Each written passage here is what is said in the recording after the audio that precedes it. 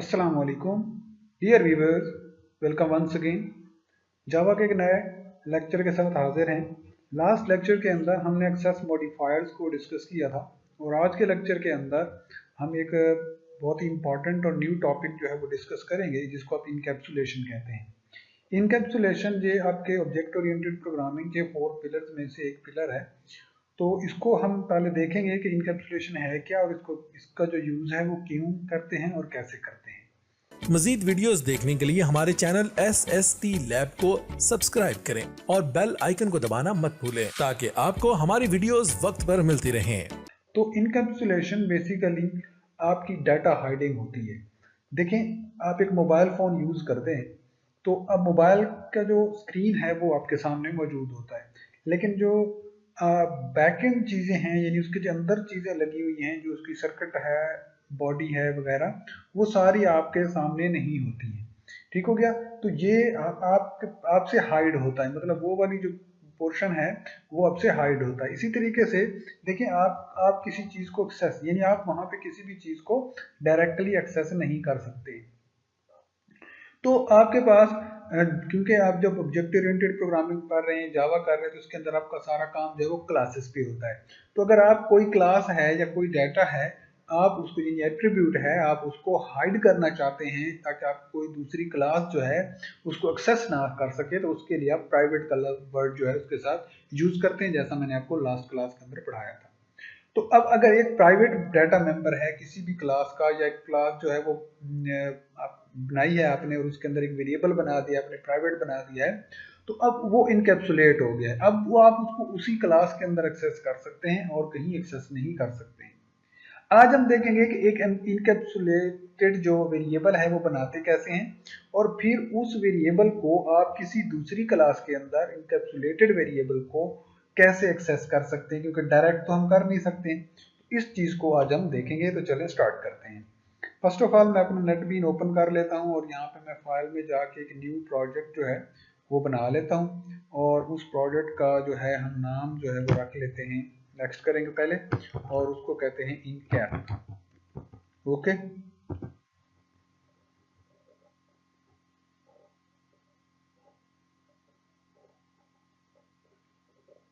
तो ये मेरे पास जो है उसकी क्लास आ गई है मेन मेथड के साथ। ठीक है, तो यहाँ से मैं कमेंट्स को डिलीट कर देता हूँ ताकि आपको सही से समझ आ सके। तो ये देखिए, ये मेरी क्लास है और इस क्लास का ये मेन मेथड है। इसी तरह मैं इसी प्रोजेक्ट के अंदर यहाँ पे जाऊँगा।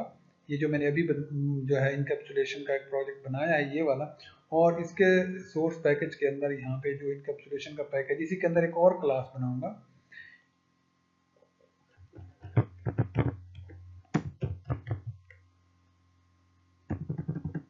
इसका नाम जो है वो मैं इनकैप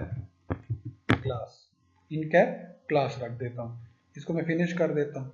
अब ये मेरे पास एक क्लास है। ठीक है, एक ही मॉड्यूल है हमारे पास, एक ही जो है उसके अंदर जो है अगर आप देखें तो ये मेरे पास दो क्लासेस हैं, ये क्लास है कि ये क्लास है। अब ये जो इनकैप वाली क्लास है, मैं इसके अंदर एक वेरिएबल बनाता हूँ और इस वेरिएबल को जो है मैं इस वेरिएबल को मैं प्राइवेट डिक्लेयर करता हूँ। Private string name is equal to A. आ रहा है। तो अब इस जो वेरिएबल का मैंने इस वेरिएबल को जो बनाया है इस क्लास के अंदर ये इनकैप्सुलेट हो गया है। अब मैं अगर इसको यहाँ पे प्रिंट आउट करवा सकता हूँ, उसको एक्सेस करूँ तो भी मैं एक्सेस कर सकता हूँ। लेकिन अब देखिए, मैं यहाँ पे एक और वेरिएबल फॉर एग्जांपल बना लेता हूँ, वैसे ही string C is equal to name. ठीक है, ये देखें तो हमारे पास कोई भी एरर नहीं आया है। आप इसको एक्सेस कर सकते हैं क्योंकि ये इसी क्लास के अंदर आप कर रहे हैं। अगर मैं इसको यहाँ से खत्म कर दूं और अब मैं इसको सेव करता हूं और मैं दूसरी क्लास, ये जो मेरे पास इनकैप वाली क्लास है मेन क्लास, इस क्लास के अंदर मैं जाता हूं। यहाँ पे मैं, क्योंकि मैंने उस क्लास का जो है वो डाटा मेंबर एक्सेस करना है, तो मुझे क्या करना होगा, मुझे इसका ऑब्जेक्ट बनाना होगा, जैसे हमने लास्ट लेक्चर्स के अंदर सीखा था। तो यहाँ से मैं इसका जो है वो बना देता हूँ इनकैप क्लास, ठीक है, obj is equal to new encap class, और यहाँ पे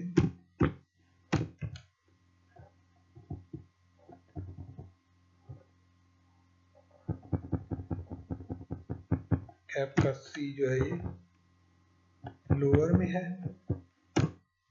ये मैंने लिखा, ये मैंने इसका ऑब्जेक्ट बनाया। अब इस ऑब्जेक्ट को यूज करके मैं उसके डाटा मेंबर को अगर एक्सेस करूं तो obj डॉट नेम, पहली बात तो ये कोई लिस्ट में आएगा ही नहीं, ठीक है।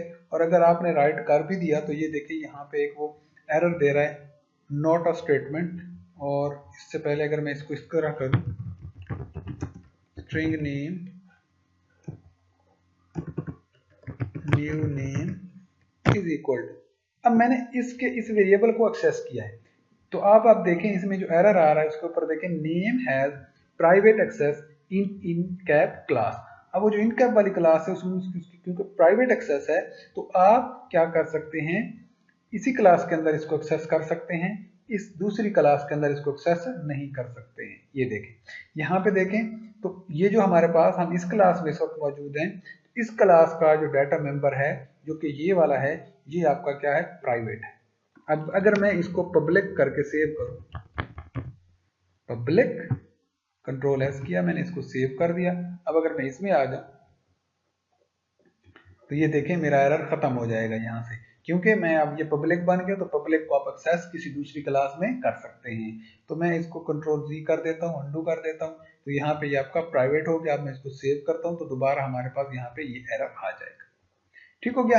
अब हमारे पास क्वेश्चन ये है कि अगर मैं इस क्लास के अंदर ये वाला जो नेम है, यानी ये जो मेरे पास वेरिएबल है, अगर मैं इसको एक्सेस करना चाहूँ तो उसको मैं एक्सेस कैसे करता हूँ, तो उसके लिए हम दो चीजें यूज करते हैं, एक होता है गेटर और एक होता है सेटर, ठीक है। तो अब दो मेथड्स क्रिएट बनाएंगे, यहाँ पे हम एक का नाम हम गेट रखेंगे और एक का नाम सेट रखेंगे। तो ये गेट नेम और सेट नेम यानी गेटर और सेटर बनाएंगे, जिसके जरिए हम वैल्यू को जो है वो एक्सेस कर सकते हैं। तो सबसे पहले हम जो है वो गेट नेम बना देते हैं। यहाँ पे देखिए गेट नेम कैसे बनाएंगे, जो मेरा गेटर है वैल्यू को एक्सेस करने के लिए मैंने लिखा पब्लिक, ठीक है, इसको मैंने कर दिया पब्लिक स्ट्रिंग, ठीक है, और इसको मैंने कर दिया gate name,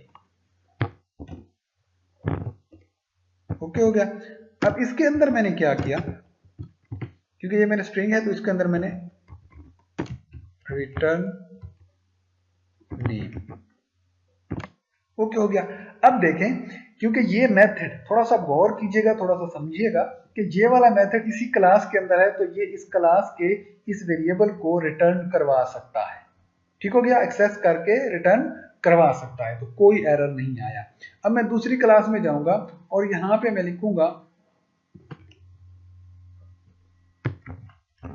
string my name is equal to obj dot get name और यहाँ पे मेटर नेम। अब कोई भी एरर नहीं आया, हालांकि मैंने क्या एक्सेस किया है, अब मैंने गेट नेम को कॉल किया है इस ऑब्जेक्ट के थ्रू, और जैसे ही मैं इसको यहाँ पे आउटपुट करवाऊं अगर